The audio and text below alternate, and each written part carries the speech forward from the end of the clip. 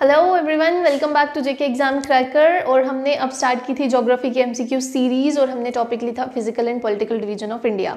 देखो, ये जितने भी एमसीक्यू सीरीज़ हम कर रहे हैं ये आपके अपकमिंग एग्जाम्स के लिए कर रहे हैं, जो कि उसके लिए आपको बहुत हेल्पफुल होगी। और आप यहाँ से मैक्सिमम क्वेश्चंस प्रैक्टिस करेंगे और जब से ही आपका बेसिक क्लियर होगा तो आप ज़्यादा से ज़्यादा एमसीक्यू सॉल्व कर सकते हैं। आप मोस्टली कमेंट करते हैं कि क्वेश्चंस का लेवल बढ़ाइए। देखो, क्वेश्चंस जो होते हैं वो बेसिक से ही स्टार्ट होते हैं। अगर आपको बेसिक पता होगा तो आप हायर लेवल के क्वेश्चन सॉल्व कर सकोगे। अगर सीधा ही आपको हायर लेवल के क्वेश्चंस दिए जाएंगे, बेस ही नहीं क्लियर होगा, तो how will you able to solve these questions. तो इसीलिए मेरी कोशिश ये रहती है कि छोटे बेसिक क्वेश्चंस हो, उसमें आपको एक कॉन्सेप्ट दिया जाए। जब वो कॉन्सेप्ट क्लियर हो, सो दैट कि जब कॉन्सेप्ट क्लियर होगा तो हायर लेवल के भी अगर उसमें से क्वेश्चंस निकले तो आप सॉल्व कर सको। तो इसलिए प्लीज़ इनको ध्यान से देखा करो। बेसिक क्वेश्चंस भी होते हैं, बीच में हायर लेवल के भी क्वेश्चंस होते हैं, कॉन्सेप्ट दिया जाता है। मैं ट्राई करती हूँ कि हर एक आपको जो ऑप्शन है उसको एक्सप्लेन करूँ, तो प्लीज़ आप ध्यान से देखा करिए और उन कॉन्सेप्ट्स को समझने की कोशिश कीजिए। तो चलिए शुरू करते हैं आज के फर्स्ट क्वेश्चन से। देखो, अब ये भी बिल्कुल बेसिक क्वेश्चन है, लेकिन इसके पीछे कॉन्सेप्ट क्या है हमें ये देखना है।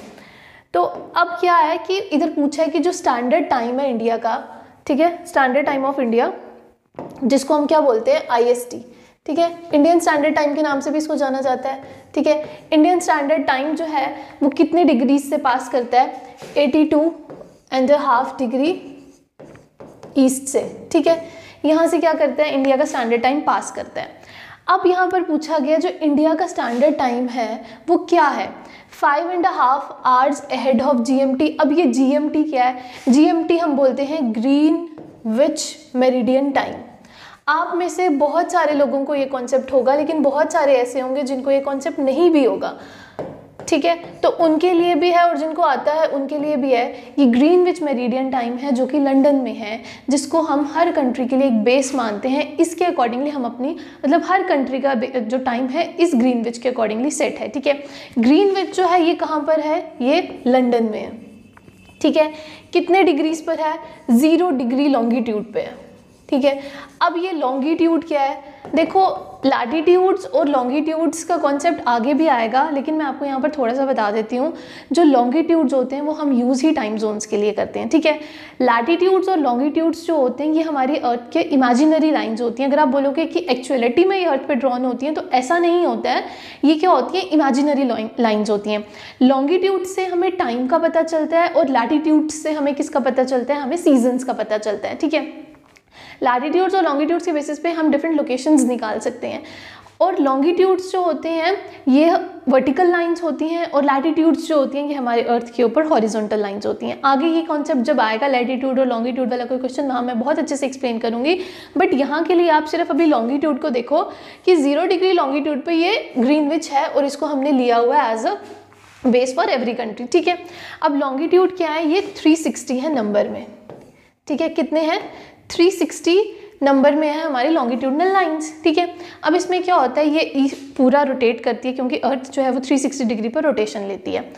अब यहाँ पर दो कॉन्सेप्ट आते हैं, एक आता है रोटेशन का, एक आता है रेवोल्यूशन का। ठीक है, किस किस का आता है, एक आता है रोटेशन का और एक आता है रेवोल्यूशन का। ठीक है, रोटेशन क्या है, रोटेशन होती है जब अर्थ अपनी एक्सिस के अराउंड घूमती है। ठीक है, और अपनी एक्सिस के अराउंड जो अर्थ है वो चक्कर कितना काटती है, 1 दिन में काटती है। ठीक है, अर्थ की जो रोटेशन है वो कितनी देर में कंप्लीट होती है, 24 आवर्स में कंप्लीट होती है। और रेवोल्यूशन क्या है, जब अर्थ क्या करती है, सन के अराउंड रिवॉल्व करती है, उसको बोला जाता है रेवोल्यूशन। और रेवोल्यूशन कितनी देर में कंप्लीट होती है, 365 डेज में। ठीक है, अब हमें यहाँ पर पूछा है कि स्टैंडर्ड टाइम किस बेसिस पे निकालना है, जब ये अर्थ अपने एक्सिस के अराउंड 360 मतलब 24 आवर्स में रोटेट करती है। तो इसमें क्या होता है, जब ये डिग्रीज पास करते हैं। ठीक है, तो 1 डिग्री जो अर्थ है वो 4 मिनट्स में क्रॉस करती है। ठीक है, कितने मिनट्स में क्रॉस करती है, 4 मिनट्स में क्रॉस करती है। और यही 15 डिग्रीज कितने देर में क्रॉस करती है, 1 घंटे में क्रॉस करती है। ठीक है, 15 डिग्रीज 1 घंटे में क्रॉस करती है। तो आप इसको देखो कि जब 0 डिग्री यहाँ पर है और Indian standard time 82.5 degree east पर है, तो जब ये चलेगा टाइम आगे, तो जब हमारे यहाँ पर 12 बजे होंगे, ठीक है। लंदन में जब 12 बजे होंगे तो हमारे यहाँ पर क्या टाइम हो रहा होगा, इंडिया में 5:30 PM, 5:30 PM। क्यों? क्योंकि ये कैलकुलेशन बेसिस पे, मैं अभी यहाँ पर कैलकुलेट नहीं करूँगी, आप खुद कैलकुलेट करो। ये डिग्रीज मैंने आपको बता दी कि अगर 1 डिग्री में 4 मिनट है तो 15 डिग्री में 1 घंटा होगा। तो वैसे ही 0 डिग्री है और हमारा इंडियन स्टैंडर्ड टाइम कितने पे है, 82.5 डिग्री पे है। अब ये डिग्रीज आप कैलकुलेट करो, जब आप कैलकुलेट करोगे तो आपको पता चलेगा कि जब लंदन में 12 बज रहे होंगे तो इंडिया में कितना टाइम हो रहा होगा, 5:30 बज रहे होंगे, ठीक है। और ये इसलिए भी होता है क्योंकि जो हमारा दिन है वो वेस्ट से ईस्ट की, सॉरी अर्थ जो है वो वेस्ट से ईस्ट की तरफ मूव करती है, लेकिन जो दिन है यानी जो सूरज है वो ईस्ट से वेस्ट की तरफ चलता है। तो इंडिया में पहले सूरज निकलता है और वहाँ पर बाद में निकलता है। देखो अगर यहाँ पर 0 डिग्री है तो ईस्ट इस तरफ है ना, 82.5 डिग्री ईस्ट इस तरफ आ रहा है और जो वेस्ट है वो यहाँ पर आ रहा है। तो ईस्ट है तो सन सबसे पहले कहाँ पर आएगा, इंडिया में आएगा या लंदन में आएगा, ऑब्वियसली इंडिया में आएगा। तो यहाँ पर 12 पहले बज चुके होंगे, यहाँ पर 12 बाद में बजेंगे, ठीक है। लेकिन अगर हम इधर से देख के चले तो यहाँ पर ये क्या होगा, ऐड ऑन होगा, तो ये 5:30 PM आएगा अगर आप इनको बीच में वेरियस डिग्रीज इसकी कैलकुलेट करो, ठीक है। 1 डिग्री कितनी देर में करता है, और ये हर जो ये 360 लाइंस हैं इनमें 1 डिग्री का ही डिफरेंस होता है, 1 डिग्री के डिस्टेंस पर ये लाइंस होती हैं। इसीलिए बोला जाता है कि जो स्टैंडर्ड टाइम ऑफ इंडिया है वो क्या है, it is 5.5 hours ahead of GMT, ठीक है। 5.5 आवर्स अहेड मीन्स अगर वहाँ 12 बजे हैं तो यहाँ पर कितना टाइम हो रहा होगा, 5:30 बज रहे होंगे। Is it clear?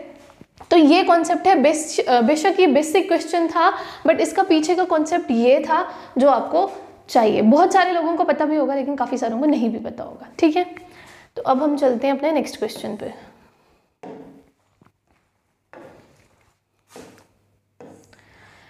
देखो यहाँ क्वेश्चन है, the Andaman group and Nicobar group of islands. आपको पता है कि अंडमान ग्रुप के आइलैंड्स डिफरेंट हैं, निकोबार ग्रुप के आइलैंड्स डिफरेंट हैं, ये वेरियस सेक्शंस में डिवाइडेड हैं।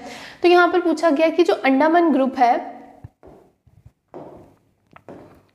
1 सेकेंड, यहाँ पर बोला गया है जो अंडमान ग्रुप है वो डिवाइड किया है, किससे सेपरेटेड है, निकोबार ग्रुप से, ठीक है। अंडमान ऊपर है, निकोबार देखो यहाँ पर अगर आप देखोगे अंडमान ऊपर है, ये अंडमान ग्रुप ऑफ आइलैंड्स हैं और यहाँ पर निकोबार ग्रुप ऑफ आइलैंड्स हैं। यहाँ पर पूरा नहीं दिखाया है लेकिन हमें जो देखना है हम वो देखेंगे। यहाँ पर अंडमान ग्रुप ऑफ आइलैंड्स हैं, यहाँ पर निकोबार ग्रुप ऑफ आइलैंड्स हैं। वो एक दूसरे से किससे सेपरेटेड हैं, क्या वो 10 डिग्री चैनल से सेपरेटेड है, ग्रेट चैनल से सेपरेटेड है, बे ऑफ बंगाल से या अंडमान सी से है। देखो अब इधर देखो, देखो आपको सामने यहाँ पर नजर आ रहा है कि ये है हमारे अंडमान आइलैंड्स, ठीक है, ये है हमारे अंडमान आइलैंड्स, ये है हमारे निकोबार आइलैंड्स, ठीक है। अब इन दोनों को सेपरेट कौन कर रहा है, ठीक है, इन दोनों को सेपरेट कौन कर रहा है, 10 डिग्री चैनल, ठीक है। अंडमान निकोबार आइलैंड को सेपरेट कौन करता है, 10 डिग्री चैनल, ठीक है। अब ये चैनल क्या होता है, एक ऐसा वाटरवे होता है जो क्या करता है, 2 लैंड मासेस को कनेक्ट करता है, ठीक है। अब ये वाटरवे है, अब इसको 10 डिग्री चैनल नाम क्यों दिया गया है, ठीक है, इसको 10 डिग्री चैनल नाम क्यों दिया गया, इसको 10 डिग्री चैनल क्यों बोला गया। अगर ये बीच से ये देखो ये लाइन पास कर रही है जिससे हमें पता चल रहा है ये लिटिल अंडमान है और यहाँ से कार निकोबार जो कि नॉर्दर्न पार्ट होता है निकोबार आइलैंड्स का, यहाँ से स्टार्ट हो जाता है। तो इनके बीच में जो गैप क्रिएट कर रहा है, जो इनको सेपरेशन कर रहा है, वो 10 डिग्री चैनल है। तो इसका नाम 10 डिग्री चैनल क्यों है, इसका नाम 10 डिग्री चैनल इसीलिए है क्योंकि ये 10 डिग्री पर है, 10 डिग्री लैटिट्यूड पर है, इसीलिए इसका नाम क्या है, 10 डिग्री चैनल। देखो क्या है कि 0 डिग्री पर हमारा इक्वेटर होता है, ठीक है, इक्वेटर से ऊपर 10 डिग्री पर क्या है, ये चैनल है। और लैटिट्यूड्स मैंने आपको बोला कि वो क्या होती है, हमारी हॉरिजॉन्टल लाइंस हैं, ठीक है। तो जब जहाँ पर इसकी सेपरेशन होती है वो 10 डिग्री पर होती है, इसलिए इसका नाम क्या रखा गया है, 10 डिग्री चैनल रखा गया है। तो प्लीज़ हमेशा याद रखिएगा कि अंडमान और निकोबार आइलैंड्स को सेपरेट करने के लिए जो चैनल होता है वो कौन सा होता है, 10 डिग्री चैनल। और इसको 10 डिग्री चैनल इसलिए बोलते हैं क्योंकि ये 10 डिग्री लैटिट्यूड के ऊपर सिचुएटेड है, ठीक है। उसके बाद यहाँ पर ग्रेट चैनल पूछा गया है। देखो ग्रेट चैनल क्या है, ग्रेट चैनल भी क्या करता है, सेपरेट करता है, ये भी एक वाटरवे है, ठीक है। ग्रेट चैनल किसको सेपरेट करता है, ग्रेट चैनल जो है ये निकोबार आइलैंड्स को, ठीक है, निकोबार आइलैंड्स को सुमात्रा आइलैंड्स से, ठीक है। जो ये सुमात्रा आइलैंड्स हैं ये कहाँ के हैं, दे बिलोंग टू इंडोनेशिया, ठीक है, सुमात्रा आइलैंड्स ऑफ इंडोनेशिया। उससे क्या करता है, ग्रेट चैनल उनको सेपरेट करता है, यानी कि निकोबार आइलैंड्स को सुमत्रन आइलैंड से सेपरेट करता है कौन, ग्रेट चैनल। लेकिन हमें पूछा था अंडमान और निकोबार, तो उसका आंसर क्या था, 10 डिग्री चैनल। ठीक है, उसके बाद बे ऑफ बंगाल है। बे ऑफ बंगाल आपको पता है कि पेनिनसुलर पार्ट के ईस्टर्न साइड में, और अंडमान सी जो है अंडमान निकोबार के नीचे थोड़ी सी, वहां पर अंडमान सी है। ठीक है, तो इसका आंसर क्या है, 10 डिग्री चैनल, क्योंकि अंडमान और निकोबार को सेपरेट कौन करता है, 10 डिग्री चैनल। सो इंडोनेशिया जो है वो इससे भी यहाँ नीचे। ठीक है, नेक्स्ट क्वेश्चन है, the southern tip of India is, India की सदर्न टिप क्या है। ठीक है, northern most point, southern most point, eastern most point और वेस्टर्न मोस्ट पॉइंट। देखो सबसे पहले यहाँ पर देखो, अगर ये इंडिया का मैं मैप नहीं बना रही हूँ, मैं सिर्फ लोकेशंस बता रही हूँ। ठीक है, इंडिया के मैप में नॉर्दर्न पॉइंट है एक, ठीक है, एक ईस्टर्न पॉइंट है, एक साउदर्न पॉइंट है, एक वेस्टर्न पॉइंट है। ठीक है, ये आ गया नॉर्थ, ये आ गया ईस्ट, ये आ गया साउथ, ये आ गया वेस्ट। ठीक है, यहाँ पर पूछा है कि सदर्न टिप कौन सी है, सदर्न टिप पूछा है, यानी पॉइंट पूछा हुआ है, आपको मेन लैंड नहीं पूछा है। ठीक है, मेन लैंड नहीं पूछा है, आपको पॉइंट पूछा है, यानी टिप पूछी है। तो इंडिया की जो सदर्न टिप है वो कौन सी है, इंदिरा पॉइंट। ठीक है, कौन सी है, Indira point.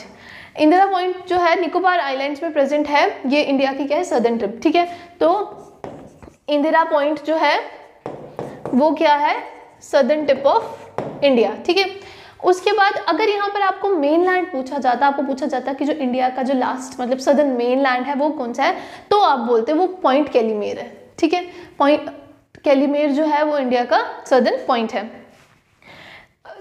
Sorry, Cape Comorin, Cape Comorin Kanyakumari में जो है वो southern tip, southern mainland है इंडिया की। लेकिन हमें यहाँ पर पूछा गया है कि सदर्न टिप बतानी है, तो इसमें कभी कंफ्यूज नहीं होना, सॉरी मैंने भी गलत बोल दिया था, इसमें कभी कंफ्यूज नहीं होना कि इंदिरा पॉइंट जो है वो सदर्न टिप है, और जो मेन लैंड है वो केप कैमोरिन है जो कि कन्याकुमारी में है।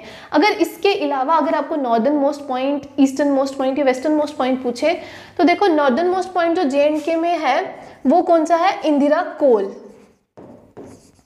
ठीक है, कौन सा है, इंदिरा कोल।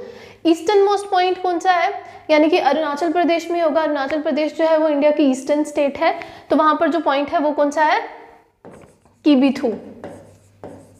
ठीक है, क्या है, किबीथू, ये है ईस्टर्न मोस्ट पॉइंट। और अगर वेस्टर्न मोस्ट पॉइंट पूछा जाए तो वो कौन सा है हमारा, घोर मोती, विच इज इन गुजरात। ठीक है, ये मैंने आपको southern northern most point, southern most point, eastern most point और वेस्टर्न मोस्ट पॉइंट जो है ये आपको बता दिए। ठीक है, तो इसका आंसर है Indira Point and Nicobar islands.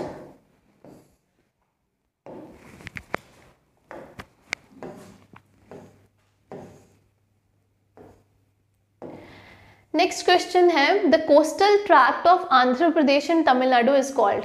यहाँ पर आपको पूछा गया है कि जो कोस्टल ट्रैक्ट है इसको क्या बोला जाता है आंध्र प्रदेश और तमिलनाडु को। ठीक है, ये देखो इसमें क्या है कि जो आंध्र, अगर ये हम बात करें इंडिया के सदर्न पार्ट की, ठीक है, ये अगर पेनिनसुलर पार्ट की हम बात करें तो यहाँ पर आंध्र प्रदेश और यहाँ पर तमिलनाडु है। ठीक है, तो क्या है, हमारा जो पेनिनसुलर पार्ट है दो टाइप के प्लेन्स में डिवाइड है।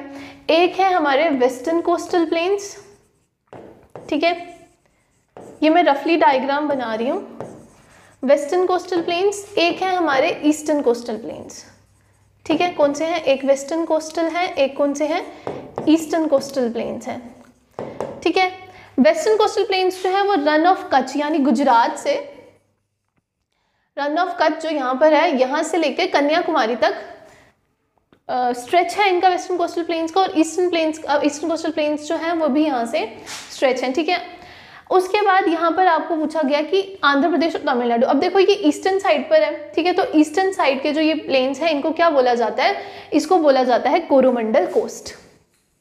ठीक है, कोरोमंडल कोस्ट, ये कहाँ से कहाँ तक है, ये आंध्र प्रदेश में एक पॉइंट है फॉल्स टीवी पॉइंट से लेके, ठीक है, कहाँ से कहाँ तक है ये जो ईस्टर्न कोस्टल प्लेन है ये केप कैमोरिन से लेके फॉल्स टीवी पॉइंट जो कि आंध्र प्रदेश में है, वहाँ से वहाँ तक हमारे कौन से हैं, ईस्टर्न कोस्टल प्लेन्स हैं। जो वेस्टर्न कोस्टल प्लेन्स हैं हमारे वो 5 टाइप ऑफ प्लेन्स में ऑलरेडी डिवाइडेड हैं, जैसे उसमें से कच्छ है, काठियावाड़ है, गोंड है, ये कोंकण है और मलाबार कोस्ट है, ये हमारी वेस्टर्न कोस्टल प्लेन्स हैं। और जो ईस्ट कोस्ट है, ईस्ट कोस्ट को पयान भी बोला जाता है, पयान घाट्स, ठीक है, आंध्र प्रदेश और तमिलनाडु में ईस्टर्न कोस्टल प्लेन्स को, ठीक है। लेकिन हमें यहाँ पर साउथ ईस्टर्न कोस्टल की बात हो रही है, तो जो आंध्र प्रदेश और तमिलनाडु के जो कोस्टल ट्रैक्ट है उसको क्या बोला जाता है, it is term to be known as a Coromandel coast, ठीक है।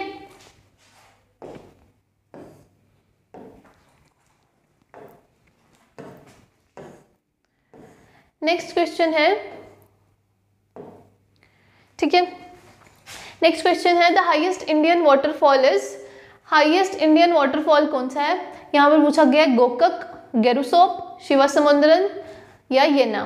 देखो सबसे पहले तो मैं आपको बताऊंगी कि जो सबसे हाईएस्ट वाटरफॉल है that is Kunchikal falls which is in Karnataka, ठीक है, लेकिन उसका नाम यहाँ पर नहीं है तो हम उसको कंसीडर नहीं करेंगे। ये कहाँ पर है, कर्नाटका में है, ठीक है। 1493 फीट इसकी हाइट है, but will not consider it, ठीक है। हमें क्या करना है, हमें देखना है कि हाईएस्ट वाटरफॉल इनमें से हमें बताना है कौन सा है, ठीक है। अब देखो यहाँ पर गोकक, गेरुसोप, शिवासमुद्रन और येना है, तो इसमें से जो हाईएस्ट वाटरफॉल है वो है गेरुसोप, ठीक है। Now you must be wondering what is this Gerusoppa. देखो गेरुसोप जो है this is the alternative name for Jog fall which is the third highest waterfall in India. Plunge waterfall, plunge waterfall means vertically जहाँ पर पानी फ्लो कर रहा होता है और रॉक्स के साथ उसका कोई कॉन्टैक्ट नहीं रहता है, that is a plunge waterfall. तो हाईएस्ट इंडियन वाटरफॉल कौन सा है, गेरुसोप है। Gerusoppa is the another name for what, Jog fall, ठीक है। तो ये कहाँ पर है, कर्नाटका में है ये भी, और कौन से रिवर पर है, शरावती रिवर पर है, ठीक है, ठीक है, शरावती रिवर पर है।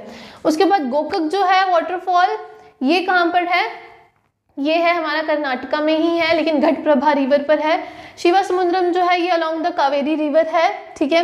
येना फॉल्स जो है ये कहाँ पर है, नर्मदा के अलोंग है महाराष्ट्र में, ठीक है, ये येना फॉल्स वहाँ पर है। लेकिन हमें पूछा हाईएस्ट इंडियन वाटरफॉल, तो वो है गेरुसोप। यहाँ पर ऑप्शंस के अकॉर्डिंगली हमें आंसर लगाना है, Gerusoppa is the another name for what, Jog fall, ठीक है।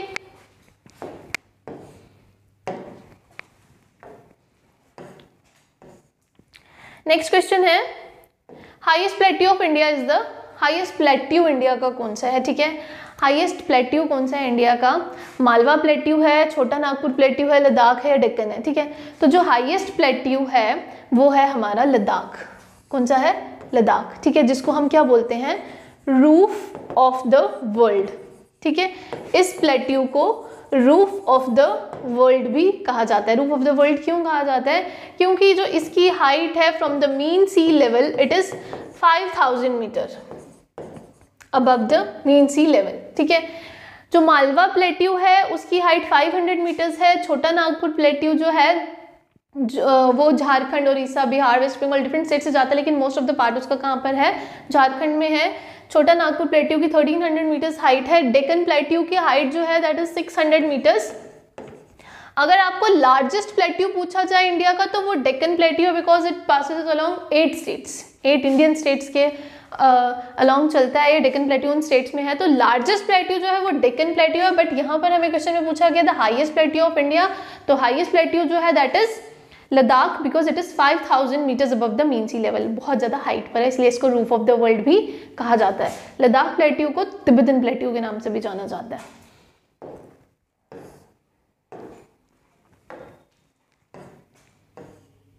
Siachen glacier is located near to which of the following valley. यहाँ पर पूछा गया है कि जो सियाचिन ग्लेशियर है जो कि लार्जेस्ट ग्लेशियर है वो कौन सी वैली के पास है। तो सियाचिन ग्लेशियर जो है ये काराकोरम रेंज में प्रेजेंट है, ठीक है। काराकोरम रेंज जो है ये किसका पार्ट है, it is the part of the trans Himalayas. आपको पता है हिमालयाज जो है वेरियस पार्ट्स में डिवाइडेड हैं, तो पहला पार्ट जो है हिमालयाज का वो ट्रांस हिमालयाज है। ट्रांस हिमालयाज जो है उसमें 4 माउंटेन रेंजेस मिलती हैं, जिसमें से एक काराकोरम भी है, बाकी 3 है ज़स्कार, लद्दाख और कैलाश, ठीक है, और 4th one is the Karakoram range.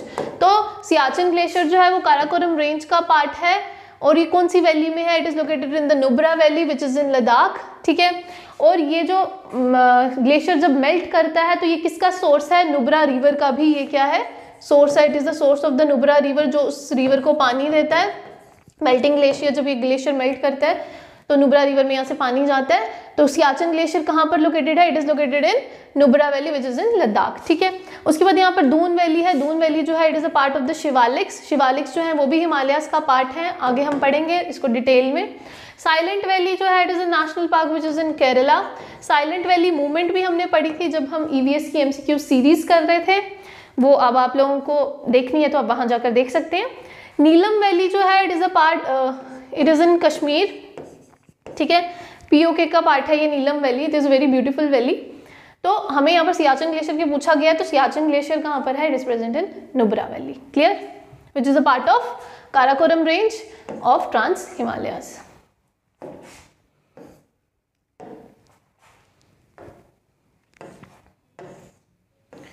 ठीक है, नेक्स्ट है, पूछा गया अब आपको लोकतक, सॉरी, लोकतक क्या है? लोकतक एक वैली है, लेक है, रिवर है या माउंटेन रेंज है? देखो लोकतक क्या है? Loktak is a largest fresh water lake of north east India, ठीक है। फ्रेश वाटर लेक है कहाँ की? नॉर्थ ईस्ट इंडिया की लार्जेस्ट फ्रेश वाटर, ठीक है। इसको फ्लोटिंग लेक भी कहा जाता है, ठीक है, इसको फ्लोटिंग लेक भी कहा जाता है। इसको फ्लोटिंग लेक क्यों कहा जाता है? Because of the vegetation which grows on it, जिसको फुमडीस बोला जाता है, ठीक है। फुमडीस के नाम से ये वेजिटेशन यहाँ पर प्रेजेंट है, जिसकी वजह से इस लेक का नाम फ्लोटिंग लेक बोला गया। तो लोकतक क्या है? Loktak is a lake which is present in Manipur, north east India में, ठीक है।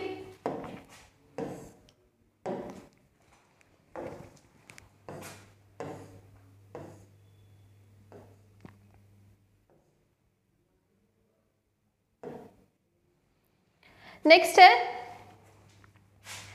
Which one of the following state has the longest coastline. यहाँ पर अब आपको पूछा गया है कि लॉन्गेस्ट कोस्ट लाइन जो है वो कौन सी स्टेट की है? महाराष्ट्र की है, तमिलनाडु की है, गुजरात की है या आंध्र प्रदेश की है, ठीक है। तो जो लार्जेस्ट कोस्ट लाइन है वो किसकी है? गुजरात की है, ठीक है। गुजरात की जो है ये लार्जेस्ट कोस्ट लाइन है और ये कितना एरिया 196,077 स्क्वायर किलोमीटर का एरिया जो है वो गुजरात ने कवर किया हुआ है, ठीक है। उसके बाद ये जो है इसका जो स्ट्रेच है कोस्ट लाइन का स्ट्रेच जो है वो कितना है? 1290 किलोमीटर, ठीक है। गुजरात कोस्ट लाइन का जो स्ट्रेच है वो 1290 किलोमीटर है और ये कितना एरिया कवर करती है? 196,077 स्क्वायर किलोमीटर। उसके बाद जो अगर सेकेंड नंबर पर पूछा जाए तो सेकेंड नंबर पर आंध्र प्रदेश है। गुजरात के बाद जो कोस्ट लाइन है वो आंध्र प्रदेश की है, फिर उसके बाद तमिलनाडु की है और उसके बाद महाराष्ट्र की। यहाँ पर हमें 3 स्टेट्स पूछी गई हैं, तो सबसे ज़्यादा किसकी कोस्ट लाइन है? गुजरात की। और इंडिया की लार्जेस्ट कोस्ट लाइन भी क्या है? गुजरात की। कोस्ट लाइन क्या हुई? जो जैसे ये गुजरात है तो इसका एरिया अलोंग दिस साइड, ठीक है, this is the coast line,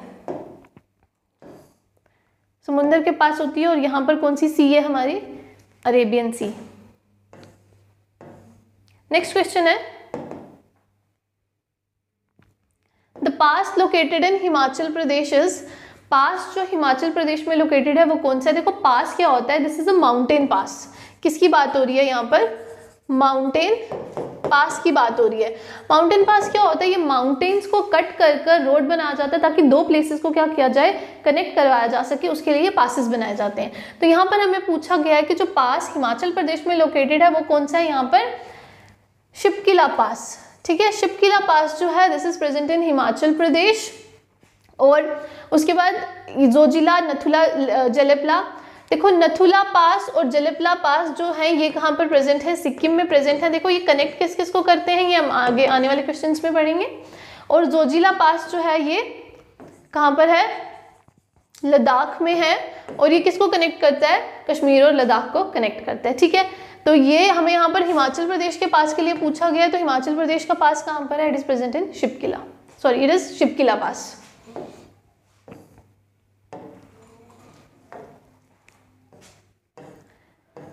next question है मजूली, ठीक है।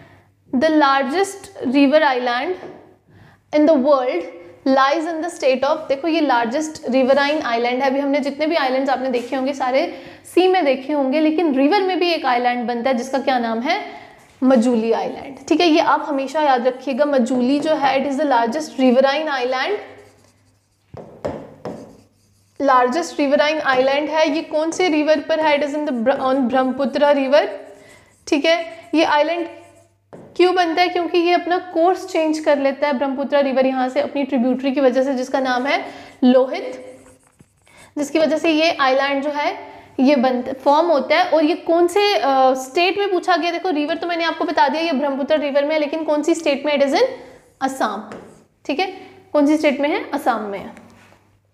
Majuli island is the largest riverine island. Next question है, central highlands of Indian peninsular block are formed of sedimentary and metamorphic rocks, igneous and metamorphic rocks, igneous and metamorphic rocks या sedimentary rocks। देखो सबसे पहले मैं आपको बताऊं कि जो हमारा पेनिनसुलर पार्ट है इंडिया का वो दो पार्ट्स में डिवाइड है। ठीक है, और उसको डिवाइड कौन करता है, नर्मदा रिवर डिवाइड करता है। नर्मदा रिवर जो है वो वेस्टवर्ड फ्लोइंग रिवर है। नर्मदा रिवर जो है हमारा जो पेनिनसुलर पार्ट है इसको दो पार्ट्स में डिवाइड कर देता है। ठीक है, ऊपर वाला पार्ट जो होता है वो सेंट्रल हाईलैंड है, रफ डायग्राम है प्लीज, और जो नीचे वाला पार्ट है वो कौन सा है, डेक्कन प्लेट्यू है। ठीक है, कितने पार्ट्स में डिवाइड कर दिया, नर्मदा रिवर ने इसको डिवाइड किया कितने पार्ट्स में, ऊपर वाला पार्ट जो है वो सेंट्रल हाईलैंड है, नीचे वाला पार्ट जो है वो डेक्कन प्लेट्यू है। ठीक है, सेंट्रल हाईलैंड पार्ट जो है यहाँ पर हमें उसकी बात की गई है इंडियन पेनिनसुलर ब्लॉक में। तो जो उन्होंने पूछा कि जो ये वाला पार्ट है ये कौन सी रॉक्स से बनता है। ठीक है, अब यहाँ पर रॉक्स के नाम है, एक है सेडिमेंट्री, मेटामॉर्फिक, इग्नियस। ठीक है, तीन काइंड की रॉक्स होती है, एक होती है इग्नियस, सेडिमेंट्री और मेटामॉर्फिक। ठीक है, जब लावा आता है, मैग्मा जब फॉर्म इरप्ट होता है तो क्या होता है, उसकी कूलिंग एंड कंसोलिडेशन होती है। This is the geological concept rocks का।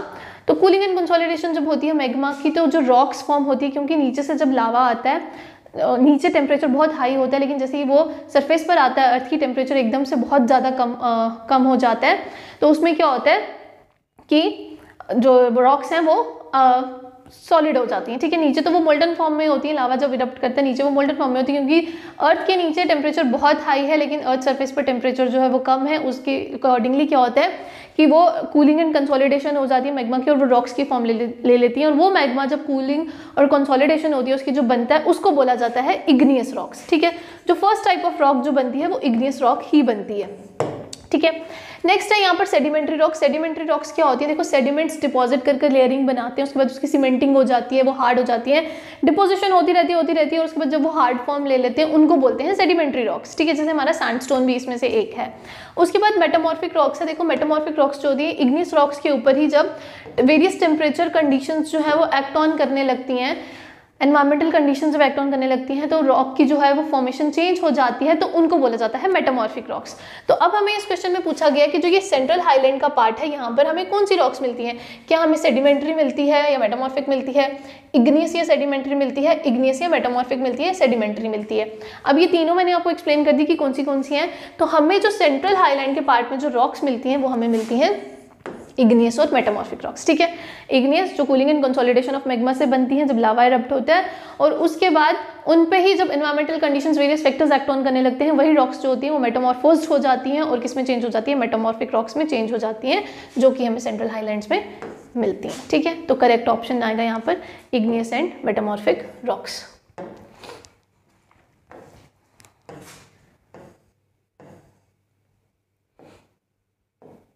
ठीक है,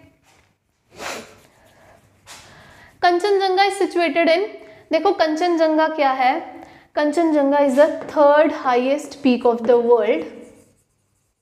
ठीक है, थर्ड हाईएस्ट पीक है, first being mount Everest, second is K2, third है कंचनजंगा, फोर्थ है लोहत्से और फिफ्थ है मकालू।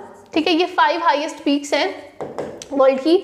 अब इन्होंने पूछा है कि कंचनजंगा बताओ कहाँ पर सिचुएटेड है। कंचनजंगा जो है सबसे पहले मैं आपको बताऊं it is situated on the India and Nepal border. ठीक है, किसके बॉर्डर पर है, इंडिया और नेपाल के बॉर्डर पर है, और इसकी हाइट कितनी है, इसकी हाइट है 86। ठीक है, 8586 किलोमीटर जो है वो इसकी हाइट है। और कौन सी स्टेट में है ये, तो ये सिक्किम में है। It is on the border of India and Nepal, but जो स्टेट है यहाँ पर वो कौन सी है, सिक्किम। तो कंचनजंगा कौन सी स्टेट में लोकेटेड है, it is located in Sikkim.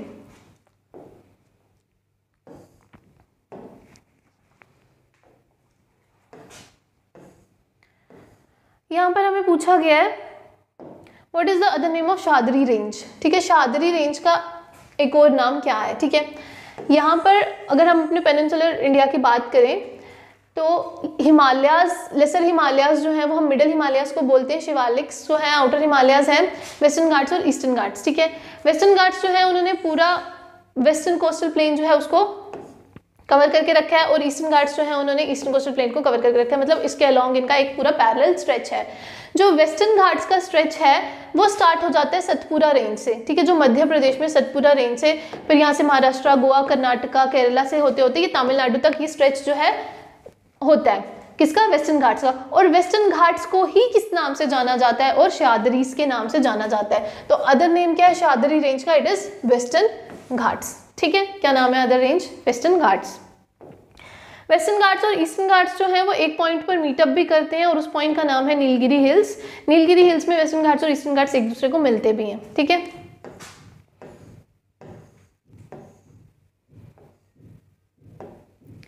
Next question है अब आपका, Guru Shikhar on the Abu hills. ठीक है, गुरु शिखर जो है वो अबू हिल्स पर है, उसका आपको बताना है कि हाईएस्ट पीक कौन सी है, किस माउंटेन रेंज की ये हाईएस्ट पीक है। ठीक है, गुरु शिखर कहाँ पर है, अबू हिल्स पर है। कौन से माउंटेन रेंजेस की है, क्या ये शादरी की है, पूर्वांचल की है, अनामलाई की है, या अरावलीज की है। ठीक है, तो गुरु शिखर जो है it is the highest mountain range of Aravallis. ठीक है, अरावलीज कहाँ पर है, राजस्थान में प्रेजेंट है। ठीक है, तो ये गुरु शिखर जो है अरावलीज की क्या है, हाईएस्ट पीक है। शादरीज की हाईएस्ट पीक जो है वो कलसुबाई है, पूर्वांचल की जो है वो माउंट डेफो है, अनामलाई की अनामुड़ी है। तो हमें यहाँ पर पूछा गया कि अबू हिल्स की कौन सी है, गुरु शिखर जो है अबू हिल्स की हाईएस्ट पीक है। ठीक है, तो माउंटेन रेंज पूछा है उसकी, तो माउंटेन रेंज कौन सी है उसकी, अरावलीज। ठीक है,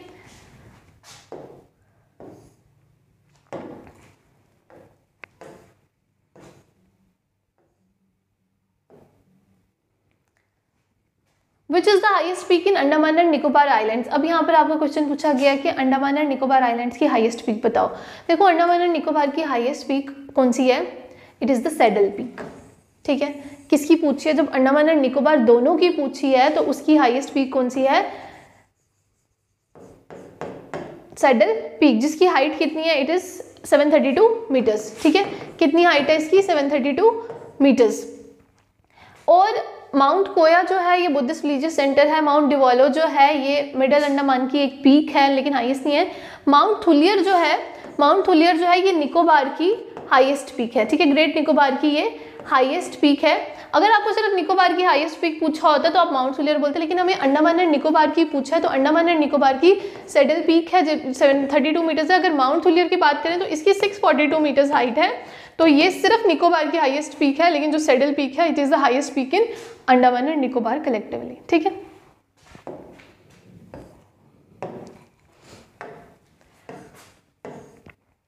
beyond the dash the Himalayas bend sharply to the south and spread along the eastern boundary of India। ठीक है, यहाँ पर बोला गया है कि beyond the dash एक पॉइंट है, उसके बियॉन्ड में जो हिमालयाज हैं ये क्या करते हैं, एक शार्पली साउथ बेंड लेते हैं and spread along the eastern boundary of India. अगर आप ये ऊपर की बात करें तो अगर ये इंडिया का क्राउन है, ठीक है, तो यहाँ पर अगर हिमालयस का स्ट्रेच ऐसे है और यहाँ से ये ऐसे जाते हैं, ठीक है, ये आ गया ईस्टर्न पार्ट, रफली डायग्राम है। अगर ये ईस्टर्न पार्ट आ गया तो हिमालयस यहाँ से क्या करते हैं, एक शार्प टर्न लेते हैं, ठीक है, और वो ईस्टर्न बाउंड्री पे, जो ईस्टर्न बाउंड्री है इंडिया की, जो नीचे तक जाती है, एक्सटेंड करती है, यहाँ पर क्या करते हैं, स्ट्रेच करते हैं। तो बताओ कि इसका नाम क्या, किस के बियॉन्ड ये स्ट्रेच लेते हैं। Zojila pass, Dihang gorge, Bhutan border, Nepal border. देखो यहाँ पर प्रेजेंट है एक दिहांग गॉर्ज नंगा पर्वत के पास, ठीक है, दिहांग गॉर्ज। नांगा पर्वत जो है it is the part of the great Himalayas. यहाँ से क्या होता है, हमारे हिमालयाज जो हैं ये sharp hairpin bend turn लेते हैं, शार्पली टर्न लेते हैं और स्प्रेड कर जाते हैं हमारे नॉर्थ ईस्टर्न बाउंड्री पे, ठीक है। और जैसे ही ये हिमालयाज यहाँ से दिहांग गॉर्ज से टर्न लेते हैं, इनको यहाँ पर नाम दिया जाता है पूर्वांचल हिल्स, ठीक है। ईस्ट में इनको क्या बोला जाता है, पूर्वांचल हिल्स। और ये क्या करते हैं, ये कनेक्शन बनाते हैं हमारा म्यांमार के साथ भी, ठीक है। और म्यांमार में इन्हीं पूर्वांचल हिल्स को वहाँ तक स्ट्रेच करते हैं, इन्हीं पूर्वांचल हिल्स को म्यांमार में अराकन योमा के नाम से जाना जाता है, ठीक है। तो यहाँ पर हमें पूछा गया कि कहाँ से ये टर्न लेते हैं, तो ये कहाँ से टर्न लेते हैं, दिहांग गॉर्ज से टर्न लेते हैं। दिहांग गॉर्ज कहाँ है, नांगा पर्वत में प्रेजेंट है, which is a part of the greater Himalayas. तो दिहांग गॉर्ज इसका क्या आएगा आंसर, ये आप प्लीज़ हमेशा याद रखिएगा।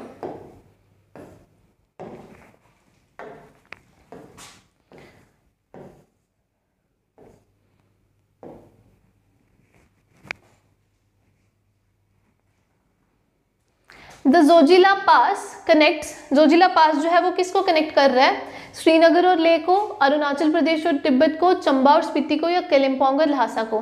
देखो जो जोजिला पास है ये हमने शायद पीछे भी पढ़ा, तो जोजिला पास किसको कनेक्ट करता है, श्रीनगर को लेह के साथ कनेक्ट करता है, ठीक है। अरुणाचल प्रदेश और तिब्बत को कौन करता है, बॉमडिला पास, ठीक है, विच इज इन हिमाचल प्रदेश। बॉमडिला पास जो है वो इसको कनेक्ट करता है। चंबा और स्पीति को कौन कनेक्ट करता है, कुगटी पास करता है, ठीक है। ये वेरियस माउंटेन पासेस के नेम हैं।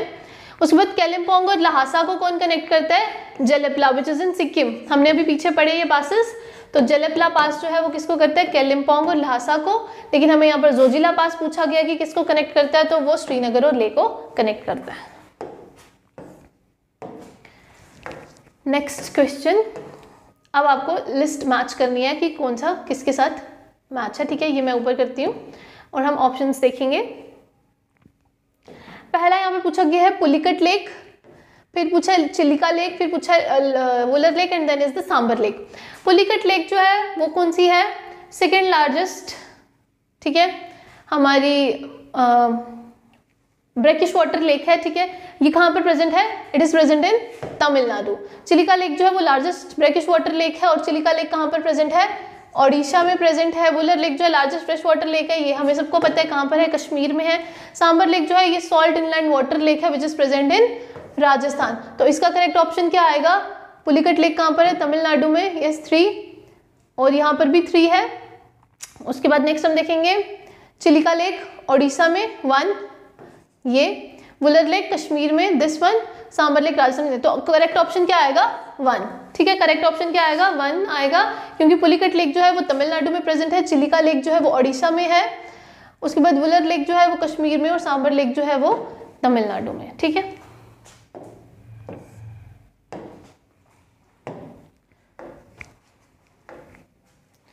Next question, dash is separated from India by a narrow channel of sea formed by Palk strait and the gulf of Mannar. देखो अगर ये इंडिया का ठीक है, अगर ये इंडिया का पेनिनसुलर पार्ट है तो यहाँ पर नीचे श्रीलंका प्रेजेंट है, ठीक है। तो आपको यहाँ पर बताना है कि इंडिया को श्रीलंका से क्या सेपरेट करते हैं, कहते हैं यहाँ पर नैरो चैनल ऑफ सी है, इस सी का नाम क्या है, किससे फॉर्म है, it is form by the park straight, और यहाँ पर एक गल्फ है जिसका नाम है गल्फ ऑफ मन्नार, ठीक है, गल्फ ऑफ मन्नार। तो यहाँ पर प्रेजेंट है, और ये किसको किससे सेपरेट कर रहा है, इंडिया को किससे सेपरेट कर रहा है, श्रीलंका से सेपरेट कर रहा है, ठीक है। तो यहाँ पर क्या प्रेजेंट है, पार्क स्ट्रेट और गल्फ ऑफ मन्नार। बड़ी बारी एग्जाम में ये क्वेश्चन आता है कि इंडिया और श्रीलंका को क्या सेपरेट करता है। यहाँ पर तो इन्होंने आपको पार्क स्ट्रेट और गल्फ ऑफ मन्नार का नाम देकर रखा है और कंट्री पूछी है, लेकिन बहुत बार क्वेश्चन ऐसे आता है कि आपको कंट्री बताई जाती है लेकिन स्ट्रेट या गल्फ का नाम नहीं बताया जाता है। तो आपको इस क्वेश्चन में से 3 क्वेश्चन निकल रहे हैं, यहाँ तो ये पार्क स्ट्रेट का भी, एक तो स्टेट का भी और गल्फ का भी। तो आपको ये याद रखना है कि इंडिया और श्रीलंका के बीच में कौन सा स्ट्रेट है, कौन सा गल्फ है, और अगर गल्फ और स्ट्रेट का नाम दिया है तो कौन सी कंट्री है जो इनको सेपरेट करती है, ठीक है। नेक्स्ट क्वेश्चन है, the land mass of India has an area of, ठीक है, dash million square kilometre. India के पास, इंडिया के लैंड मास में कितना स्क्वायर किलोमीटर एरिया है, तो वो है 3.28 मिलियन स्क्वायर किलोमीटर, ठीक है।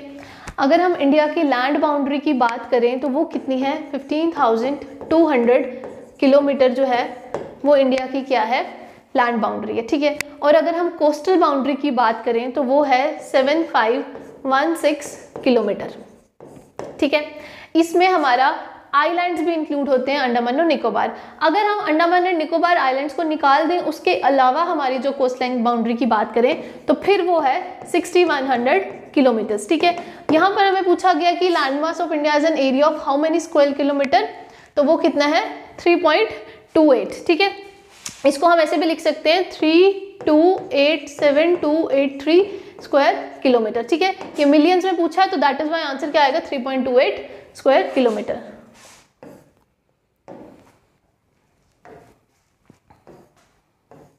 यहां पर बोला है the sea which existed in the place of the Himalayas.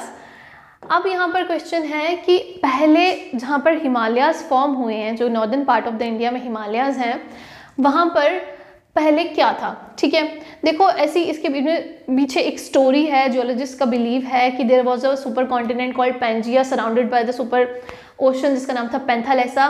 फिर उसके बाद टेक्टोनिक एक्टिविटीज़ हुई। पैंजिया जो था वो 2 पार्ट्स में ब्रोक हो गया, अपर पार्ट और लोअर पार्ट, ठीक है। पैंजिया था, ठीक है, इट वॉज सराउंडेड बाय पेंथालेसा, ठीक है। फिर उसके बाद क्या हुआ, पैंजिया जो था ये ब्रोक डाउन हो गया। पैंजिया जो है 2 पार्ट्स में डिवाइडेड हो गया। अपर पार्ट को बोला जाता है लॉरेशिया और नीचे को या अंगारा लैंड, और लोअर पार्ट को बोला जाता है गोंडवाना लैंड, ठीक है, गोंडवाना लैंड। और यहाँ पर एक सिंक लाइन प्रेजेंट है ऐसे करके, जिसका नाम है, इसको बोला जाता है जियो सिंक लाइन। और यहीं पर क्या थी, टेथियस सी थी। क्या थी, टेथियस सी थी। और इंडिया जो है हमारा गोंडवाना लैंड का पार्ट है। और उसके बाद धीरे धीरे जब हमारी टेक्टोनिक एक्टिविटीज बढ़ती रही, हमारे अर्थ पे मूवमेंट होती रहती है, इवन के आज के टाइम पर भी जो है मूवमेंट चल रही है, इंडिया जो है वो नॉर्थवर्ड मूव कर रही है। तो जब ये मूव करती गई तो क्या हुआ, सेडिमेंट्स जो थे वो डिपॉजिट होते गए और टेथिस सी जो है ये खत्म हो गई। और सेडिमेंट्स डिपॉजिट होने की वजह से यहाँ से जो फोल्ड्स बनना शुरू हुए, कंप्रेशंस आना स्टार्ट हुई, उसकी वजह से यहाँ पर क्या बन गए, हिमालयाज बन गए। तो यहाँ पर एक जियो सिंक्लाइन प्रेजेंट था जिसका क्या नाम था, टेथिस सी। तो सी जो हिमालयाज की जगह पर पहले प्रेजेंट थी उसका नाम क्या था, Tethys sea, which doesn't exist now. आज के टाइम पर ये एग्जिस्ट नहीं करती, क्योंकि इसकी जगह पर क्या बन गए हैं, हिमालयाज बन गए हैं, ठीक है। तो इसका आंसर आएगा Tethys sea.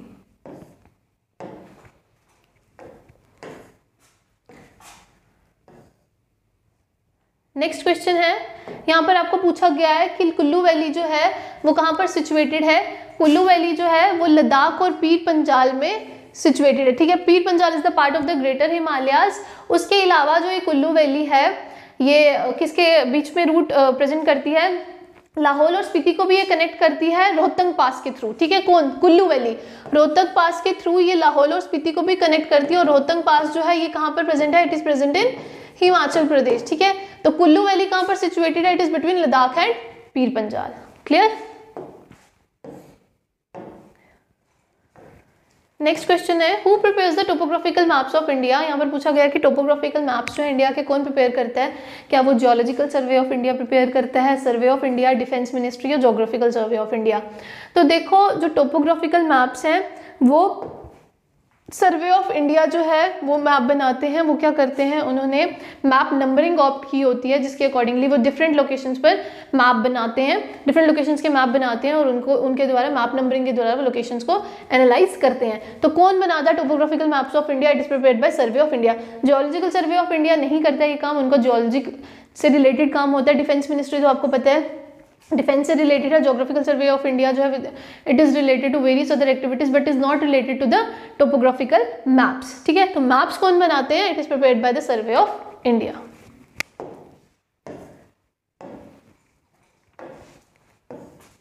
The mountains which are not a part of the Himalaya chain are. यहाँ पर आपको पूछा गया है कि हिमालय चेन की जो पार्ट नहीं है इनमें से माउंटेन्स वो कौन से हैं, ठीक है। अरावली, कुनलुन, काराकोरम या हिंदू कुश। देखो अरावली, कुनलुन, काराकोरम और हिंदू कुश में कुनलुन, काराकोरम और हिंदू कुश जो है वो हमारे हिमालयाज के पार्ट हैं। आपको पता है हिमालयाज जो है वो वेरियस पार्ट्स में डिवाइडेड है, जैसे trans Himalayas, greater Himalayas, middle Himalayas, lesser Himalayas, ठीक है, मिडिल हिमालय, आउटर हिमालयाज। तो ऐसे करके जब वो डिवाइडेड है, पूर्वांचल हैं, तो उनमें कुनलुन जो है वो भी हिमालय का पार्ट है, काराकोरम रेंज जो है वो भी हिमालय का पार्ट है, हिंदू कुश जो है वो भी हिमालय का पार्ट है। लेकिन अरावली जो है, जिसको लाइन ऑफ पीक्स के नाम से जाना जाता है, ये जो है ये हिमालय का पार्ट नहीं है। And it is present in Rajasthan but is not a part of the Himalayan chain. ठीक है, तो क्या है इसका आंसर, क्या आएगा, Aravalli. Next question, Godwin Austen. Godwin Austin जो है ये किसका अदर नेम है? गॉडविन ऑस्टिन जो है it is the another name for K2। ठीक है, K2 which is the second highest peak after Mount Everest, having an height of 8611 metres. ठीक है, 8611 मीटर्स की हाइट है इसकी, और ये क्या है, हमारी पीक है। ठीक है, सेकेंड हाइएस्ट पीक है वर्ल्ड की, तो गॉडविन ऑस्टिन क्या, इट इज अ पीक। ठीक है, next question, the latitudes of mainland of India extends between. देखो अब लैटिट्यूड और लॉन्गिट्यूड की बात मैंने पहले भी की थी। अब देखो ये पॉइंट तो है नहीं है, ठीक है, पॉइंट नहीं है, एक्सटेंट है। अब एक पॉइंट होगा तो 1 डिग्री की आप बात करोगे, लेकिन क्या है, ये फैली हुई है। जैसे ये 0 डिग्री है, ठीक है, उसके ऊपर यहाँ से लैटिट्यूडनल एक्सटेंट पूछा, तो मतलब हॉरिजॉन्टल लाइन से पूछा। ठीक है, तो इंडिया का लैटिट्यूडनल एक्सटेंट कितना है, जो इंडिया की लोकेशन है, मतलब इंडिया प्रॉपरली कितने लैटिट्यूड्स में उसका एग्जिस्ट है, तो 8.4 डिग्री नॉर्थ से लेके 37 जहाँ तक आता है, 37.6 डिग्री नॉर्थ जहाँ तक आता है, वहाँ से यहाँ से लेके यहाँ तक इंडिया का क्या है, लैटिट्यूडनल एक्सटेंट है। ठीक है, तो इस लैटिट्यूडनल एक्सटेंट के बीच में एक हमारा इंपॉर्टेंट लैटिट्यूड आता है जो 23.5 डिग्री नॉर्थ पर आता है, which is known as tropic of cancer. इसको किस नाम से जाना जाता है, ट्रॉपिक ऑफ कैंसर। और ये ट्रॉपिक ऑफ कैंसर क्या करता है, इंडिया को 2 इक्वल पार्ट्स में डिवाइड करता है, अप्रोक्सीमेटली 2 इक्वल पार्ट्स में कौन डिवाइड करता है, ट्रॉपिक ऑफ कैंसर। और इंडिया से जो है कोई ट्रॉपिक गुजरता है तो वो कौन सा है, ट्रॉपिक ऑफ कैंसर। अदरवाइज इसके अलावा इक्वेटर या ट्रॉपिक ऑफ कैप्रिकॉर्न या टेम्परेट रीजन्स में से ऐसा कोई भी नहीं, इक्वेटर सॉरी कोई भी ये पास लैटिट्यूड पास नहीं करता है। तो इंडिया से जो लैटिट्यूड पास करता है वो कौन सा पास करता है, ट्रॉपिक ऑफ कैंसर। जैसे इंडिया का लैटिट्यूडनल एक्सटेंट है 8.4 डिग्री नॉर्थ से 37.6 डिग्री नॉर्थ तक, वैसे ही इंडिया का लॉन्गिट्यूडनल एक्सटेंट भी है। तो लॉन्गिट्यूडनल एक्सटेंट कहाँ से आएगा, वो वर्टिकल लाइंस होती हैं और आएगा ईस्ट कोऑर्डिनेट में। क्यों, क्योंकि इंडिया जो है it is present in north eastern hemisphere. अगर हमारी अर्थ जो है वो 2 हेमिस्फीयर्स में डिवाइड है, ठीक है, ये नॉर्दर्न हेमिस्फीयर है, ये सदर्न हेमिस्फीयर है। नॉर्दर्न हेमिस्फीयर और सदर्न हेमिस्फीयर में इंडिया की जो लोकेशन है वो यहाँ पर है। ठीक है, 0 डिग्री से थोड़ा ऊपर, यानी 8 डिग्री वो north and 37 degree south, 6 degree north से यहाँ पर है। तो वैसे ही इंडिया का यहाँ से लॉन्गिट्यूडनल एक्सटेंट भी है। तो अब लॉन्गिट्यूडनल एक्सटेंट जो है इंडिया का वो कितना है, वो आप लोगों ने बताना है। It is 68.7 degree east to 97.65 degree east. ठीक है, यहाँ तक क्या इंडिया का लॉन्गिट्यूडनल एक्सटेंट है। ठीक है,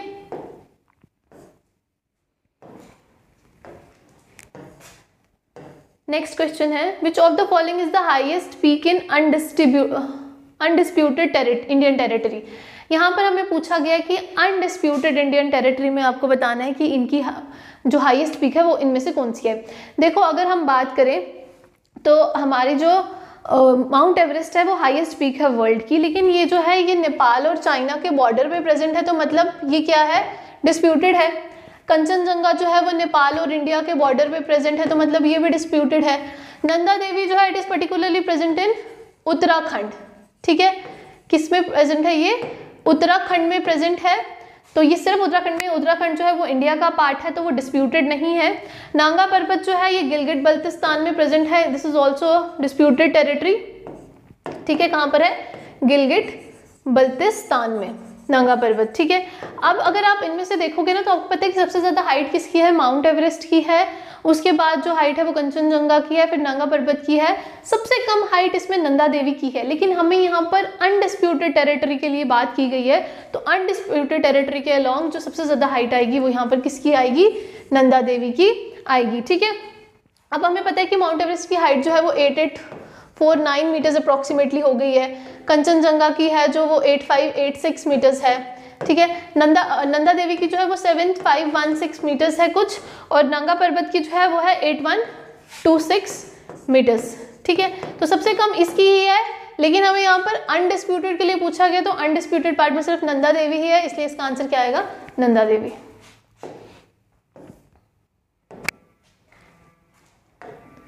नेक्स्ट क्वेश्चन है Palghat joins which of the following state. देखो पालघाट क्या है, वेस्टर्न कोस्टल प्लेन्स में 3 पार्ट्स हैं, पलघाट, थलघाट और भोरघाट, ठीक है। वेस्टर्न कोस्टल प्लेन्स में डिफरेंट प्लेसेस को क्या करते हैं, कनेक्ट करवाते हैं, और ये जो घाट्स हैं ये क्या करते हैं, जो वेस्टर्न कोस्टल प्लेन्स को रेस्ट ऑफ द इंडिया से कनेक्ट करवाते हैं। तो हमें स्पेसिफिकली यहाँ पर किसकी बात की गई है, पलघाट की बात की गई है। तो पलघाट क्या करता है, केरला और तमिलनाडु को क्या करता है, ज्वाइन करवाता है, ठीक है। किसको करवाता है, केरला को तमिलनाडु से ज्वाइन करवाता है, ठीक है।